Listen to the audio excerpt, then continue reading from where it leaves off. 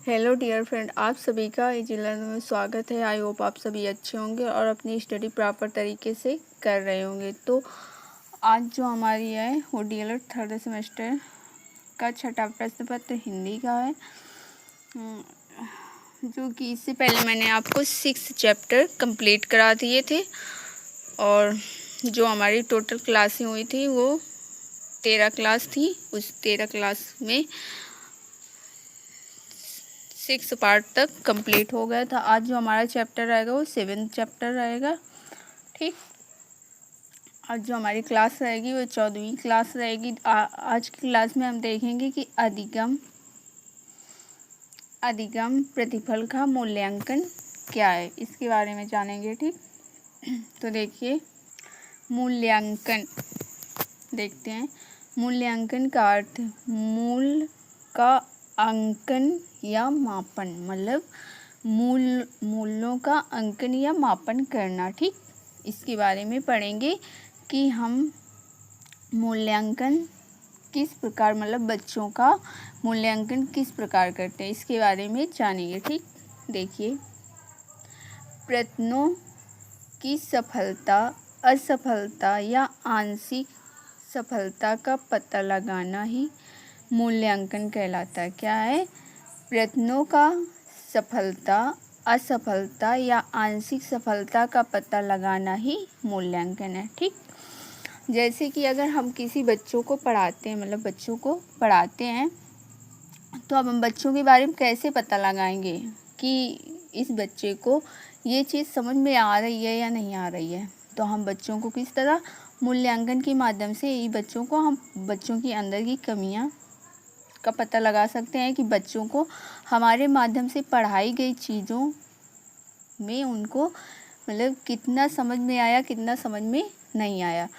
तो वही तो मतलब सबसे सटीक बच्चों के बारे में जानना मूल्यांकन ही है। ठीक, अगर हम बच्चों को कोई चीज़ पढ़ाते हैं तो जस्ट अगर हम किसी भी मतलब क्लास में कुछ भी पढ़ाते हैं, उसके बाद जो भी या जिसके भी विषय में आप जो भी चीज़ें पढ़ा रहे हो उससे रिलेटेड बच्चों से तुरंत क्वेश्चन करिए। ठीक, तो इससे क्या है कि चीज़ें समझ में आ जाएंगी कि बच्चों को क्या चीज़ समझ में आई या नहीं आई, या बच्चों को कितना समझ में आया, कितना समझ में नहीं आया। इससे ये सारी चीज़ों के बारे में जानकारी हमें मिल जाती है। ठीक, आगे देख, मूल्यांकन का अंकन करना मूल्यांकन है, मूल्यांकन का अंकन करना ही मूल्यांकन है। ठीक, देखिए हिंदी शिक्षण में मूल्यांकन का महत्व, मतलब कि हिंदी शिक्षण जो है इसमें मूल्यांकन की क्या महत्व है, इसके बारे में पढ़ेंगे। ठीक, तो देखिए देखते हैं क्या है मूल्यांकन का महत्व। मूल्यांकन के द्वारा हम पता लगा सकते हैं कि शिक्षा या शिक्षण के किस उद्देश्य की पूर्ति किस सीमा तक हुई है। मतलब जो मूल्यांकन है इसके द्वारा हम पता लगा सकते हैं कि शिक्षा का मतलब होता है एजुकेशन। ठीक, या शिक्षण, और शिक्षण का मतलब होता है टीचिंग से। ठीक, आप इन दोनों में मतलब कंफ्यूज मत हो जाना, इन दोनों में डिफरेंट है। शिक्षा का मतलब होता है एजुकेशन से और शिक्षण का मतलब होता है टीचिंग से। ठीक, कि किस उद्देश्य की पूर्ति किस सीमा तक हुई है, मतलब हम क्या है मूल्यांकन के माध्यम से हम पता लगा सकते हैं कि चीज़ें मतलब पढ़ाई गई या लेसन से रिलेटेड ले लो या क्लास से रिलेटेड बच्चों से रिलेटेड ले लीजिए, कि मतलब जो चीज़ें हमने पढ़ाई है या जो भी चैप्टर हमने पढ़ाया है तो वो क्लास में सारे बच्चों को समझ में आई हैं या नहीं आई हैं, या किस हद तक समझ में आई हैं। तो ये सारी चीज़ें हम लोग मूल्यांकन के माध्यम से ही पता लगा सकते हैं कि बच्चे को कहाँ पे क्या प्रॉब्लम हो रही है और कहाँ पे मतलब किस चीज़ों को कहाँ पे समझने में बच्चों को समस्या आ रही है। तो जब हम बच्चों का मतलब कोई भी लेसन पढ़ाने के बाद जब बच्चों का हम टेस्ट लेंगे तो उससे क्या होगा कि हमें पता चल जाएगा कि बच्चों को चीज़ें कहाँ तक समझ में आ रही हैं। ठीक, आगे देखिए,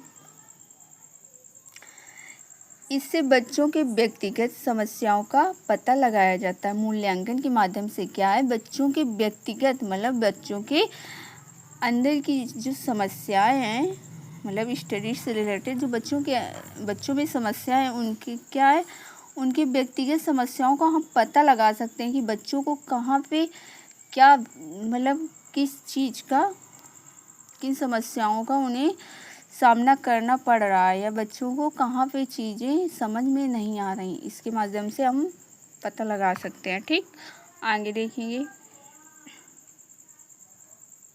उसके बाद तीसरा नंबर है, मूल्यांकन के बिना किसी भी प्रकार का निर्देश संभव नहीं है। मतलब कि अगर हम मूल्यांकन नहीं कर रहे हैं तो इसके बिना हम किसी भी चीज़ का या किसी भी निर्देश को संभव नहीं कर सकते हैं। जब तक हम मूल्यांकन नहीं करेंगे, जब तक पढ़ाई हुई चीज़ों का हम टेस्ट नहीं लेंगे, तब तक किसी भी चीज़ का निर्देश संभव नहीं कर सकते। उससे हमें पता ही नहीं चलेगा कि बच्चों को पढ़ाई गई चीज़ें समझ में आ रही हैं या नहीं आ रही हैं।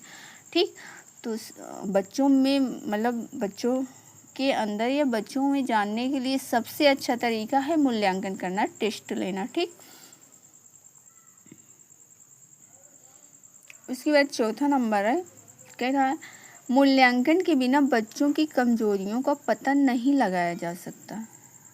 देखो, मूल्यांकन के बिना बच्चों की कमजोरी का पता नहीं लगाया जा सकता। जब तक हम बच्चों का टेस्ट नहीं लेंगे तो हम बच्चों के बारे में क्या जान पाएंगे, बच्चों के बारे में कुछ भी नहीं जान पाएंगे कि बच्चों को क्या क्या आता है, बच्चे क्या क्या सीख चुके हैं और अब हम बच्चों को आगे क्या सिखाएं, मतलब किस तरह बच्चों को पढ़ाएं। तो सबसे अच्छा तरीका होता है मूल्यांकन करना, मतलब बच्चों का टेस्ट लेना।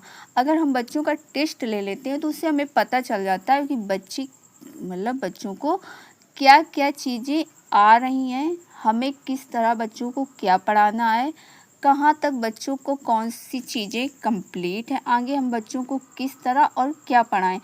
तो इससे क्या होता है कि मूल्यांकन से हमें बच्चे के अंदर की कमियां का पता चल जाता है कि बच्चे मतलब पढ़ने में कैसा है, बच्चों को हम किस तरह स्टडी में उन्हें डील करें। ठीक, उसके बाद पांचवा नंबर है, मूल्यांकन के बिना शिक्षा और शिक्षण की समस्याओं का समाधान नहीं किया जा सकता। मतलब जो मूल्यांकन है इसके बिना क्या है, एजुकेशन और टीचिंग, मतलब शिक्षा और शिक्षण, शिक्षा का मतलब होता है एजुकेशन और शिक्षण का मतलब होता है टीचिंग की समस्याओं का हम समाधान नहीं किया जा सकता। जब तक हम मूल्यांकन नहीं करेंगे ना तो हम टीचिंग का समाधान कर सकते हैं और ना ही एजुकेशन का समाधान कर सकते हैं। ठीक, आगे देखेंगे।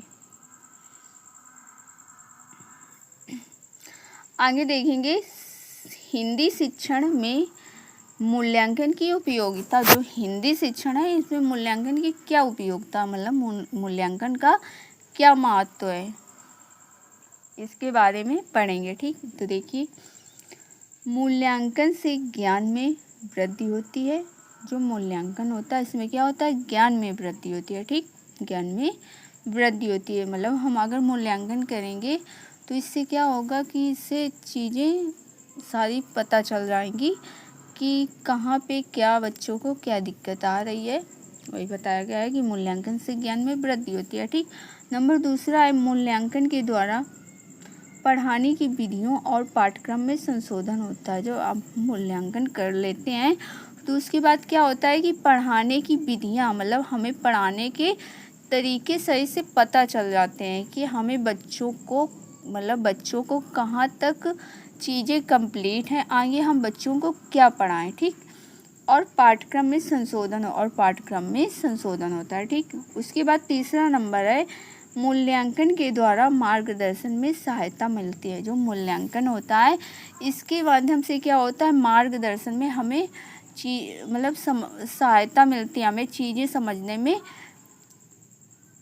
आसानी रहती है कि हमें कि चीज़ें कहाँ तक कंप्लीट हैं, आगे हमें क्या देखना क्या पढ़ना है। ठीक, उसके बाद चौथा नंबर देखेंगे। उसके बाद चौथा नंबर है, मूल्यांकन के द्वारा समस्याओं का निदान और भविष्यवाणी कर सकते हैं। क्या होता है कि मूल्यांकन के द्वारा हम समस्याओं का निदान मतलब समस्याओं का समाधान कर सकते हैं और भविष्यवाणी भी कर सकते हैं। जैसे कि अगर हम बच्चों का टेस्ट लेते हैं या बच्चों को हम लोग पढ़ाते हैं तो हमें इतना तो पता चलता है या इतना पता रहता है कि कौन सा बच्चा किस चीज़ में ज़्यादा रुचि ले रहा है, मतलब कौन से बच्चा किस चीज़ में ज़्यादा रुचि ले रहा है और किस बच्चे का कौन सा सब्जेक्ट स्ट्रॉन्ग है और कौन सा सब्जेक्ट वीक है। इसे मतलब टीचर से ज़्यादा अच्छा कोई नहीं समझ सकता बच्चों के बारे में कि कौन सा बच्चा किस चीज़ में ज़्यादा रुचि ले रहा है, किस बच्चे को क्या पढ़ना चाहिए, आगे किस चीज़ की स्टडी करना चाहिए।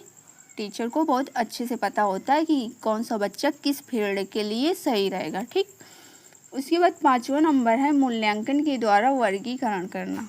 मूल्यांकन के द्वारा वर्गीकरण मतलब कि मूल्यांकन के द्वारा वर्गीकरण करने में भी सहायता होती है। ठीक, आगे देखिए। उसके बाद देखेंगे हिंदी शिक्षण मूल्यांकन की प्रक्रिया। हिंदी शिक्षण मूल्यांकन की प्रक्रिया कौन कौन सी है, इसके बारे में देखेंगे। मूल्यांकन की प्रक्रिया के 3 केंद्र हैं। कितने केंद्र हैं? मूल्यांकन की प्रक्रिया के 3 सेंटर हैं। देखिए कौन कौन से सेंटर हैं। पहला है उद्देश्य, शिक्षण के उद्देश्य निर्धारित करना, शिक्षण के उद्देश्य निर्धारित करना। उसके बाद दूसरा अधिगम अनुभव। अधिगम अनुभव का मतलब होता है पाठ्यक्रम एवं सीखने के अनुभव, मतलब पाठ्यक्रम को हम सीखने के अनुभव मतलब किस अनुभव से सीखें। ठीक, वहीं पे है मूल्यांकन के साधन। मूल्यांकन के साधन का मतलब उपकरण एवं तकनीकी। ठीक, मूल्यांकन के साधन कौन कौन से हैं? उपकरण एवं तकनीकी। ठीक,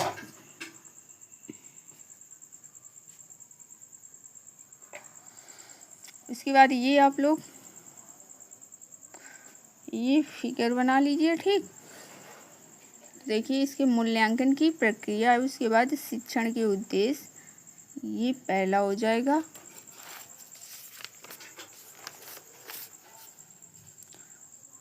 फिर अधिगम अनुभव ये दूसरा हो जाएगा। फिर मूल्यांकन के उपकरण व तकनीकी ये तीसरा हो जाएगा। ठीक, तो जो हमारा 7 चैप्टर था वो कंप्लीट हो गया।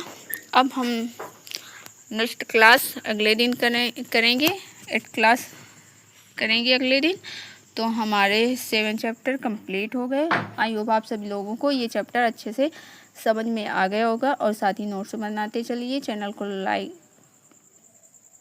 को सब्सक्राइब, वीडियो को लाइक और प्यारे प्यारे कमेंट भी कर दिया करिए, जिससे हम लोगों को मोटिवेशन मिलते रहे। ठीक, अब मिलते हैं नेक्स्ट क्लास में।